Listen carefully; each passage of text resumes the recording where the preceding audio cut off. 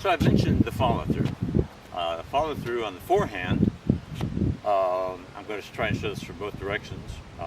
So you're looking at me hitting the forehand and follow-through. I talk about having a windshield wiper follow-through when you're hitting a drive shot, when you're trying to hit it hard. You see me kind of doing this like here, like this. This side is like this.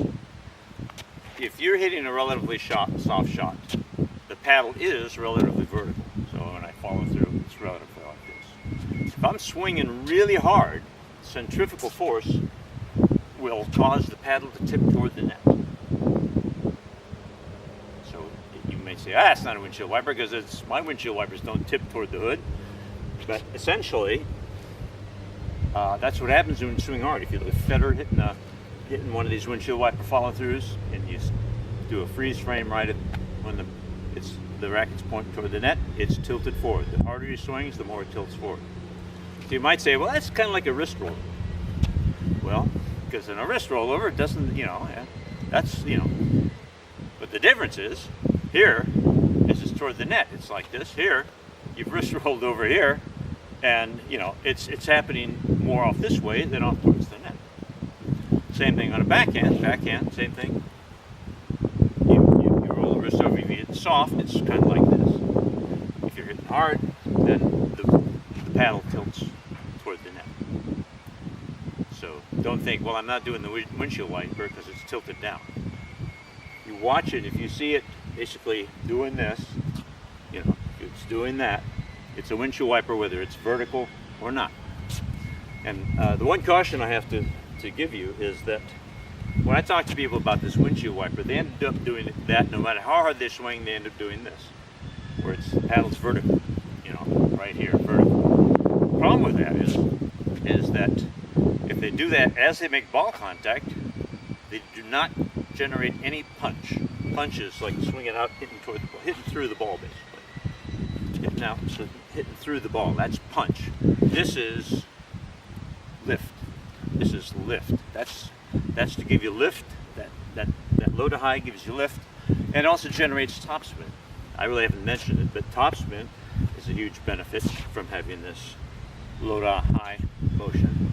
Notice my change grip there. See, I'm changing grips. So topspin is generated when you hit the ball with the paddle rising up as you make contact. That spins the ball.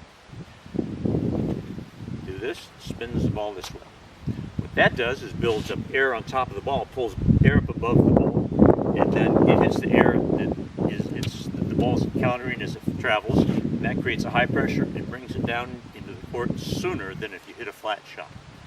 So not only is this a good way to get lift, but it also is a good way to get the ball to come in shorter. So that means you can hit even harder than you'd be able to hit a flat shot. A flat shot being more of a horizontal stroke. Horizontal stroke, flat shots, can be done, but they're much harder. So you won't typically see them being done in tennis, except when somebody's near the net. When you get near the net, there's not a problem with getting the angle precise because you're only a short distance from the net. So at the back line, a couple degrees difference in the angle is going to make it go into the net or go long. Whereas if you're near the net, that's not going to be a problem. So the only disadvantage to the topspin is instead of all of the energy going into the punch like it would on a flat shot, some of the energy is going into making the ball spin. So the forward motion, the punch, is less. So it won't go as fast laterally on a topspin shot as it will on a flat shot. But it will go in, whereas the flat shot a lot of times doesn't. So it's a trade-off. If you were perfect at getting flat shots in, you'd do that every time. Because you get more power, it goes faster, you don't get your opponent time to get to the ball. But if you have the problem that most everybody I know has of trying to hit a flat shot and not going in, you're going to want to hit with topspin, low to high, vertical paddle, and then follow through. It's not wasted energy. That energy going into topspin is very useful for getting the ball to land shorter than the back baseline, which is what you want. So it's very useful. but it does slow the ball's forward motion down. Last thing about follow-through is where does the follow-through end up? Well, on forehand, the ball bounces various heights, so it sort of depends on where you're making contact. How high is the ball when you make contact? If, for example, you hit if you're making contact very low, if you hit the ball low, then your contact is typically going to be high over your shoulder. That's the follow-through. After contact, the follow-through over the shoulder. If you're hitting a high ball, then you'll get the contact. After the contact, the follow-through will end up being down, lower. You watch that. You watch pros in tennis. That's what happens. They hit a high ball, and the follow-through ends up lower. On a backhand, one-handed backhand, what's the follow-through like? If you hit a low ball, it's like this.